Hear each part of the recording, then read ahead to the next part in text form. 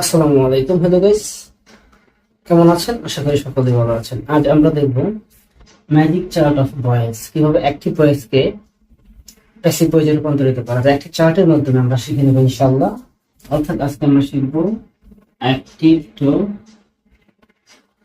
Passive, অর্থাৎ active ভয়েসকে কিভাবে একটা প্যাসিভ ভয়েসে রূপান্তর করা যায়। অ্যাক্টিভ ভয়েসকে প্যাসিভ ভয়েসে রূপান্তরিত করতে হলে আমাদের মোটামুটি 6টা স্টেপ ফলো করতে হবে। Step number 1 objective subject, step number 2 এখানে এক্সাম্পল আমি বুঝিয়ে দেবো, step number 3, step number 4, 5 and 6। So প্রথমে তো যেটা করতে হবে, আমাদেরকে চিনতে হবে, অর্থাৎ চিনবার উপায়।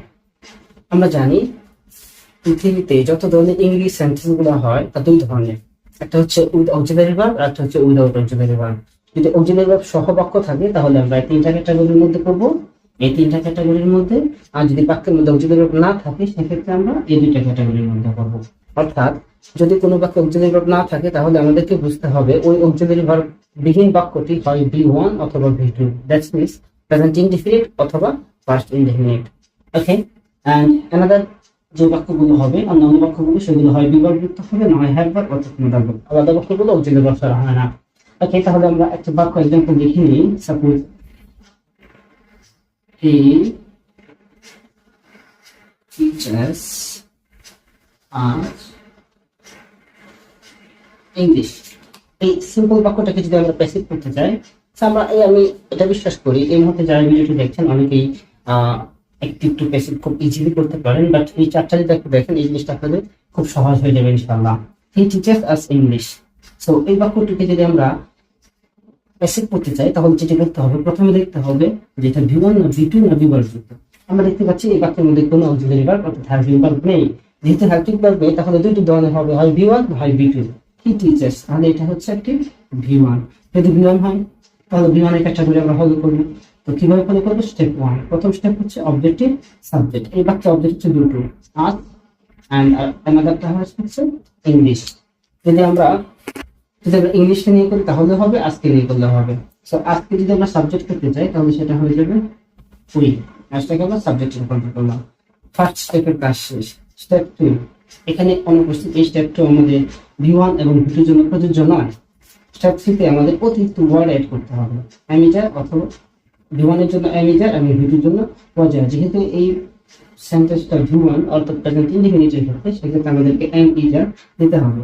সো উই এর ক্ষেত্রে কি বসে আমরা জানি সকলে, আর উই আর দেন V3, অর্থাৎ মনে রাখতে হবে প্যাসিভ মানে V3, আর যে ভার্ব থাকবে এবার V3 ভাবে নিতে হবে। টিচ, টিচার্স, এই V3 হবে হচ্ছে taught, TAUGH, taught. So we are taught. Then যেটা করব, আমরা অতিরিক্ত অবজেক্ট যদি থাকে সেখানে আমরা এখানে অ্যাড করে দিব English. Okay, so by with to, with এবং টু এর ব্যবহারটা আমরা পরে শিখে নেব ইনশাআল্লাহ, বাট আমরা এই ইউজার বাই ইউজ করব by. And finally subjective object, যে সাবজেক্ট ছিল হি, এটা অবজেক্টিভ ফ্রম হি। সো এখানে একটা জিনিস মনে রাখতে হবে, যদি কখনো অতিরিক্ত অবজেক্ট যদি থেকে থাকে এক্সট্রা, সেক্ষেত্রে আমরা বাই এর পূর্বে অর্থাৎ V3 এর পর আমরা দিয়ে দিব V3 প্লাস, এখানে আমরা অতিরিক্ত অবজেক্ট অ্যাড করতে পারি। অতিরিক্ত অবজেক্ট যদি থাকে, অর্থাৎ V3 পরে আমরা অতিরিক্ত অবজেক্টটা অ্যাড করে দেবো যদি বাক্য উপস্থিত থাকে। যে বাক্য যখন যেরকম এখানে ইংলিশটা ছিল, ইংলিশটা আমরা V3 পরে অ্যাড করে দিয়েছি। We are taught English by him. আমরা আরেকটা এক্সাম্পল খেয়াল করি। এই বাক্যটাকে যদি আমরা প্যাসিভ করতে চাই তাহলে কি দেখতে হবে? তাহলে আমাকে চিনতে হবে, চিনবার উপায়। সো বাক্যে V1 V2 V1, যেহেতু V ভার্ব যুক্ত অর্থাৎ এই বাক্যে অক্সিলারি ভার্ব আমরা পেয়েছি উই, ওইটা কি ভার্ব? ওইটা হচ্ছে মডাল ভার্ব। তাহলে আমরা এই মডাল ভার্বের যে স্টাইলগুলো আছে সেগুলোকে ফলো করতে হবে। সো মডাল ভার্ব যুক্ত আমরা পেয়েছি, তো প্রথমে যেটা করতে হবে অবজেক্টিভ সাবজেক্ট। এই বাক্যের অবজেক্ট হচ্ছে দ্য ওয়ার্ড। ওকে, আমরা শুরুতে লিখে দেবো the word. Very good. So then যেটা করব, আমার 2 নম্বর স্টেপ, স্টেপ নাম্বার ছিল মডেল ভার্বের পর আমরা কি বসাবো? উক্ত মডেল ভার্ব, অর্থাৎ যে ভার্বটা থাকবে সেই মডেল ভার্বটা বসাবো। এখানে কি পেয়েছি আমরা? উই, আমরা সরাসরি উই জায়গায় বসাবো। ওকে, দ্য ওয়ার্ক উই। দেন অতিরিক্ত ওয়ার্ক আমাদের অ্যাড করতে হবে বি, আমরা অ্যাড করে দিলাম be. The work will be, then V3। Okay, V3 এখানে ডু ছিল, ডু এর V3 হচ্ছে ডান। তার ছিল অতিরিক্ত অবজেক্ট যদি থাকে, বাট এই বাক্যে কোনো অতিরিক্ত অবজেক্ট নেই, সেক্ষেত্রে আমরা এখানে এটা ফলো করবো না, বাদ দিয়ে দেবো। অবজেক্ট হিসেবে প্রিপোজিশন আমরা কি ইউজ করবো? By. Okay, so Rahim, subjective object, রহিমের অবজেক্ট হচ্ছে রহিম। Very good.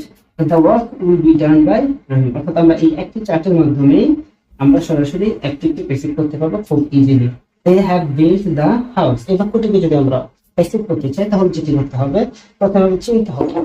তো চিনিবার উপায় আমরা এখানে দেওয়া আছে হ্যাড ভার্ব, যেহেতু হ্যাড ভার্ব যুক্ত যেহেতু হ্যাড ভার্বটাকে ফলো করবো, এখানে হ্যাড ভার্ব, হ্যাড হ্যাড এগুলো হচ্ছে হ্যাড ভার্ব।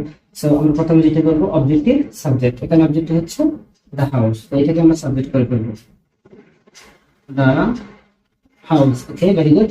তারপর হচ্ছে স্টেপ টু। স্টেপ টু বলে আমরা কি করবো? উক্ত গ্রুপের অর্থ নির্ভর। এখানে উক্ত গ্রুপটা কেন বলা হয়েছে? কারণ হ্যাভ একা না, হ্যাভের ক্ষেত্রে দুটি ভার্ব আমরা জানি, যেটা হচ্ছে হ্যাভ এবং হ্যাজ। সো যদি হ্যাভ থাকলে যে হ্যাভই হবে তা নয়, হ্যাভ থাকলে হ্যাজ হতে পারে, অথবা হ্যাজ থাকলে হ্যাভও হতে পারে। তো এটি ডিপেন্ড করবে সাবজেক্টের উপরে। সাবজেক্টটা যদি সিঙ্গুলার হয় সেক্ষেত্রে আমরা হ্যাজ ইউজ করবো, এবং সাবজেক্টটা যদি প্লুরাল হয় সেক্ষেত্রে আমরা হ্যাভ ইউজ করবো। দ্য হাউস, বাড়িটি, সেক্ষেত্রে সিঙ্গুলার, আমরা এখানে হ্যাজ ইউজ করবো। ওকে, দ্য হাউস হ্যাজ। দেন অতিরিক্ত ওয়ার্ড হচ্ছে বিন, আমরা এখানে অতিরিক্ত ওয়ার্ড এড করে দিচ্ছি বিন। দেন যেটা করতে হবে বি3 প্লাস অতিরিক্ত object. Okay, sorry for that, এই মুহূর্তে কিন্তু চলে গিয়েছে। ওকে, আমাদের এখন যদি করতে হবে অতিরিক্ত ওয়ার্ড এড করতে হবে, এখানে হচ্ছে বিন, আমরা অ্যাড করে দেবো বিন। ওকে, হ্যাজ বিন। দেন বি3, এখানে বি3 হচ্ছে বি3 নিজেই। কেন বি3 নিজেই? তার কারণ হচ্ছে হ্যাভ ভার্বের পর অলওয়েজ বি3 বসে। আমাদের মনে রাখতে হবে হ্যাভ ভার্বের পর অলওয়েজ বি3 বসে, হ্যাভ ভার্বের পর বি3 বসে, সেটা bit.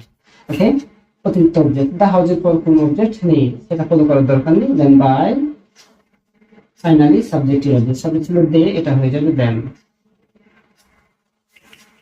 So I hope you all have understood very carefully. If you have any question, you can write down in the comment box. Then I will give the proper answer, inshallah. Thank you. Assalamu alaikum.